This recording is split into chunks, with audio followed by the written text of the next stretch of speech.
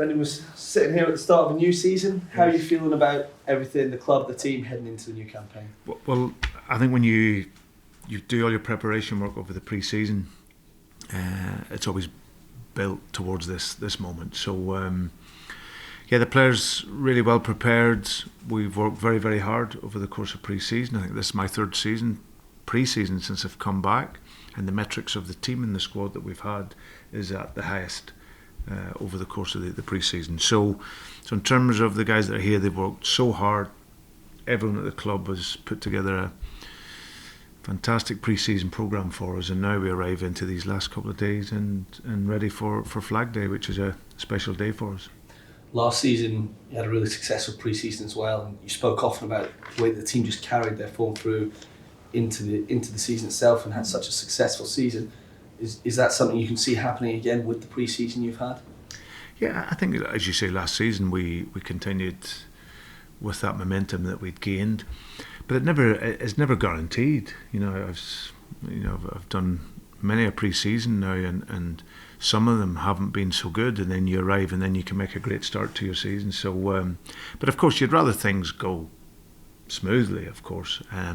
But all I can say is that from our work here when we first came back, to our travels to Cork, and then on to Portugal, and then finally Lake Como, the preparation has been so good. Everything from facilities, we can't have any complaints. So it's been really good, and now sets us up for the weekend. Talk to us about your aims for the season. The aim as a Celtic manager is always to dominate every competition. We have obviously qualification for the Champions League that we want to arrive into, and we want to and be really competitive in that competition if we arrive there. So that was our ideas last year. Nothing changes. You add to that the pressures here at Celtic is always about not just winning, but winning in a style of football that's always the pursuit of the teams here, to play attacking, aggressive football. So not just about winning, it's how we win, which is important for us. First up, St Mirren. Brendan, you know what you get from Stephen Robson's team, but he's changed the squad a bit as well, hasn't he? What are you expecting from them? Very much the same. Watching the game pre-season, watching their games and studying them. Stephen's an outstanding coach and manager. He's done a really good job in the teams that he's been at up here. We've seen at the last game of the season.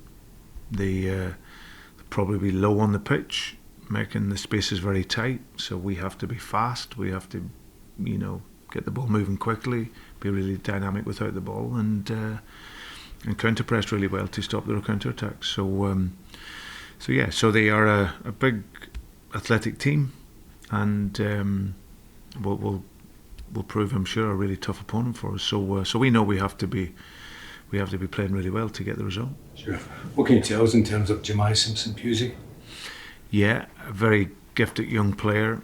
Obviously, coming through the system there at Manchester City, his profile fits very much what we want from our centre halves. He's quick, he's dominant, he's a good defender, and of course at Celtic your centre halves need to be able to progress the ball, and that's a big strength of his. So we've taken him on loan for a year. We always need all our centre halves at Celtic. You play so many games, so many intense games, and he'll join our squad. He's obviously a little bit behind because he hasn't played so many games over the course of pre-season, but we've brought him through for the rest of the season, and hopefully we can close that one out today. How far do you think, Brendan, the squad is from where you want it to be? Well, we're still a wee bit of work to do. I think that it's a huge credit to the guys that are here, how well they've worked, but the squad will hopefully look again different come the end of the window. So I think it's very clear we need to improve in the front end of the pitch. That's the attacking department is always and always will be the strengths of my teams, and we've lost important players in that area, and we need to replace players in that area. Brendan, you mentioned the end of the window with the playoffs coming a couple of weeks early. Does that bring greater urgency, or would you rather wait and get the players you want? No, I think. Listen, every coach will tell you, and every manager, you would want your players in for the first day of pre-season. You know, to prepare them, and that's why you do pre-season, to prepare. But if they're not available or you can't get the right players that you want, then of course you have to wait. I'm experienced enough now as a manager to not get frustrated, and you become quite philosophical on these types of topics now, and I just know that that where we need to improve, and I'm sure by the end of, as I said, the window, that we will do. And of course, the quicker that can be, then the better. But hopefully we can get those deals done. Last year you got Luke and Arnie in with minutes to spare, I think, or in the final hours of the window. Would you hope be a little bit earlier than that this time around, or would you envisage, good bit of business getting done? Yeah, I don't really know. I think it's, as I said, I don't conclude the deals. The deals are, there's always time lapses on them for different reasons, but I think that come the end of that period, of course, we would love to get players in earlier. There's no doubt I would have liked to have had players in now, but it's not the case. So I'm not going to kill my own joy and overthinking stuff. I focus on what's here. We know the work that we need to do, and it's my responsibility to convince the club that we really need them. And clearly, I'm not doing that job as well as maybe what I can. But I will continue to pursue that because it's something that's really important for us. Is it fair to say the attacking areas is a priority for you? Yeah, no shadow of a doubt. Like I said, people say, is it frustrating? It's arithmetic for me. I've said it during the week. It's just pure counting. If you count up the players that we've lost in that area over the last 6 months that have gone, then clearly we need to replace that. So it's a key part of our team. It's a key part of how we play. It's a key part of what excites supporters, and that's what we want to bring to the club. Has there been any update in your own contract talks with Dermot and that? There's no further update, no. And for the sake of honesty and clarity, I can tell you exactly where we're at. So I said when I came here first that I'd do 3 years minimum, and people had me out the door at the end of last season or going various places. I said then, and like I'll say now, that there's nowhere to go. I love being here. I've done 2 years. I've got 1 more year to go. Dermot and Michael and I had a conversation over the summer on where we were at and where it sits with myself and everything else. And I said, I'm very happy here. There's conditions we want in to be able to improve and be better, because I'm not the type of manager that's good maintaining anything. If it's just something to maintain, I'm not the manager for Celtic. It'll be someone else. But to build and grow and develop and push, then of course I love being at Celtic. So when that time comes, when the club offer me a deal or not, then it doesn't make a difference to me, because I will, every single day of my life, I'll give everything here to the very last day. So and when the club feel that there's that time to make an offer, then they will do. But as I said, it's slightly different from a manager's perspective to a player. Clubs need to ensure that they're tied in, and with especially this time of the year when there's maybe only 6 months left, it's slightly different for a manager. But it doesn't change my hunger and desire here for the work. Would that be your message to the support, that you're working behind the scenes to get things to another level from last season in the Champions League, reaching the knockouts, winning a double with the transfer business this summer? Well, that is a clear message, and I'm not the one that's to sit here and just maintain levels.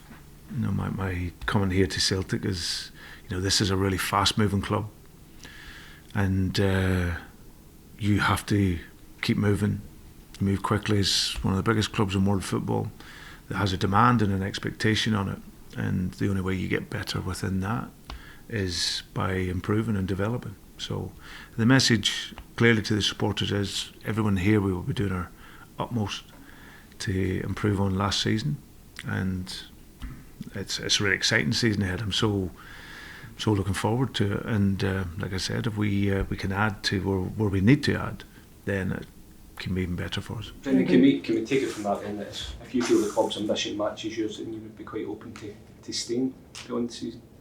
No, I don't want to be really arrogant to say that. You know, I think that Celtic clearly has an expectation and should have an expectation because of the size of the club we are and what the demands are here.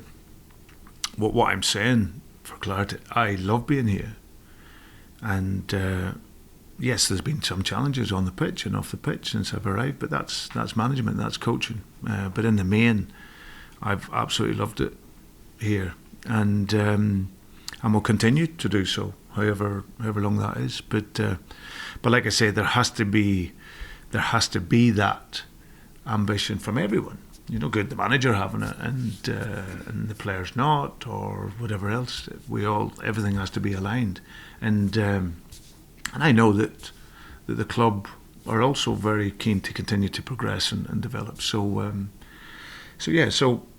in terms of my situation, I'm relaxed on it only because I know what I give every single day, and if the club choose to offer and see that as the way forward, great. If not, it doesn't really matter to me, is what I'm saying in relation to what I give to the job. And just to clarify, so there's not been a formal contract offer No.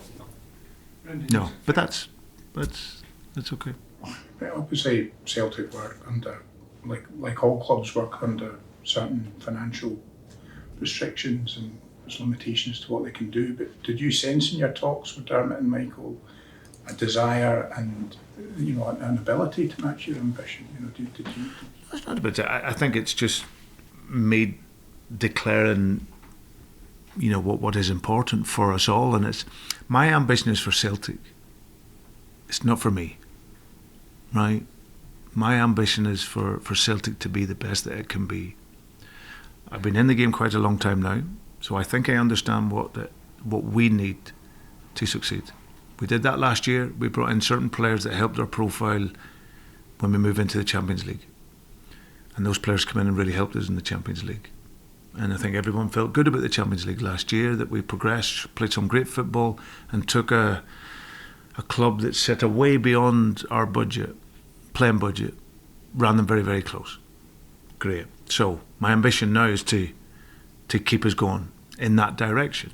And that's what our conversations are about. You're not concerned at all about this narrative about you and your future here proving disruptive this season if nothing happens with regards to a new contract? Well, it depends who it disrupts. It certainly won't be the players. It won't be the staff. And 100% it won't be me. Because I give everything here. It's the reason I came back. I didn't have to, but I wanted to, and that I want to continue with that. So I don't feel it'll disrupt. Of course, I know in your world there's lots of speculation around it, and that's why I said, being honest and being clear with you where it sits right at this very day. But it's not going to distract. The focus is very much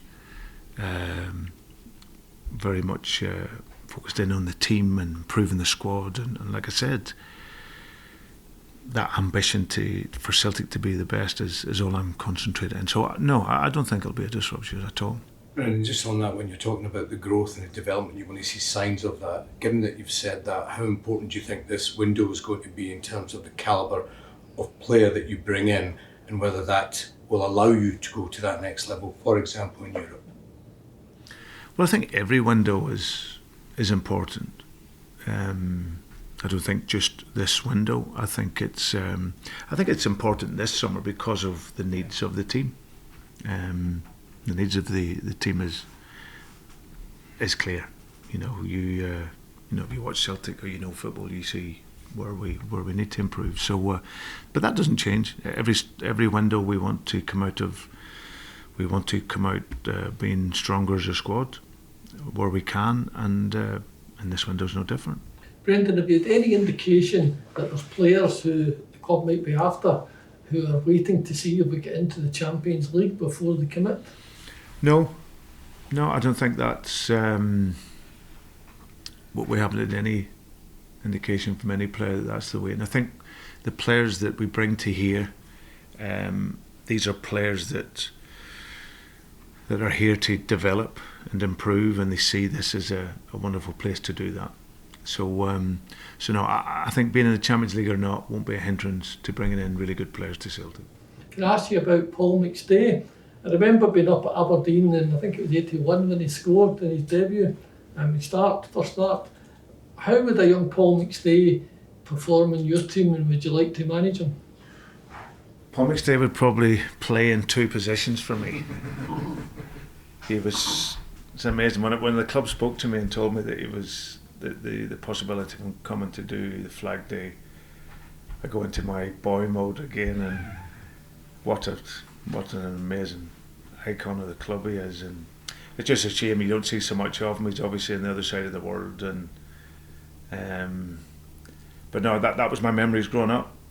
You know, we Paul on the team and switching on the telly and knowing he was in the team with Tam, and just an icon of the club and such a humble guy. And I had the privilege to meet him my first time when I was here. He came into my office, and it was just what a brilliant player. So to see him Sunday will be amazing. And he was such an icon. It's such a tough time for Celtic as well, but just I can't speak highly enough of him as a player, and obviously the humility he has. I don't know Paul that well, but I know many people that do, and like I said, he was, just meeting him when I did that first time, just the humility of the guy when really all I wanted to do was bow at his feet. Really, he's such a brilliant player. And there must be a lesson as well for when Celtic were struggling when he was captain in the 90s, that he stayed at the club when he had big offers in Italy and things, but he decided he was staying at Celtic his whole career. Yeah, and I think that's the decision. You see the likes of Callum and those guys that have come through the system and will end their careers probably here, I'm sure. And Paul did that when he had that opportunity. Because I remember at the time the likes of even Everton and clubs like that, who in those sort of mid-90s were right at the top of their game. But yeah, it's listen, every individual's different. I think for him and boys like Tommy and guys like that, they absolutely love Celtic and they love being here. And it's as I said, you can't knock anyone whether they stay or whether they go, but as long as they give everything for whilst they're here, and however long they're here, that's all you can ask. Brendan, there's obviously big changes at Rangers, new owners, new head coach, different looking squad. Are you expecting a different sort of challenge from them this season? No, I think the challenge is always, that excites you when you come into a new season.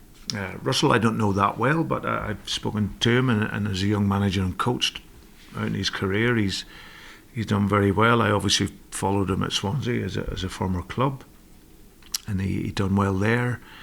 Then moving on, getting Southampton promoted is good. I know how to take a team out of the Championship. It's a tough league, and he was able to do that. And then obviously the Premier League, it's a really harsh place it can be, and obviously then it was a difficult season for them. So but Russell, having been up here before, he knows the pressures, because one of the big things of managing Celtic and Rangers is managing pressure.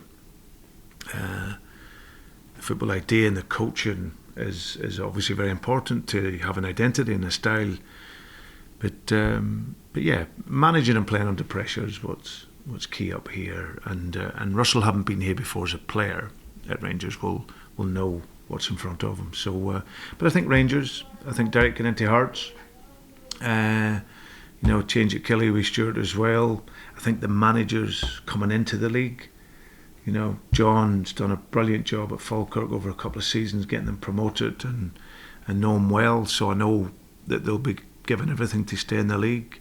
David Martindale, a good man, but he's in the league for a few years when I was here before, and then obviously they went down, so they've gone back up again, experienced managers. So I think the league as a whole will be strong and competitive. How's your team looking? How's the squad? Any injuries? Everybody? Yeah, no, I think everyone at this moment in time okay. We've got one more game to go. Obviously Jota is out, but everyone else is in a good place. Do you think it's too early for Jamai if he does good? Yeah. Obviously, the save signs first, and once that's done, and then we can we'll measure where he's at. He's obviously been training at Manchester City with not a lot of game time, so we need to just assess that. But it's a long 12 months. Would you expect anything else imminent when it comes?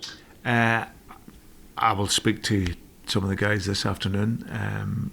Nothing really that's on the radar as of yet, but you never know, things can move quickly. You've been linked to another defender. Would Jamai be the final central defender he's saying, or is that still?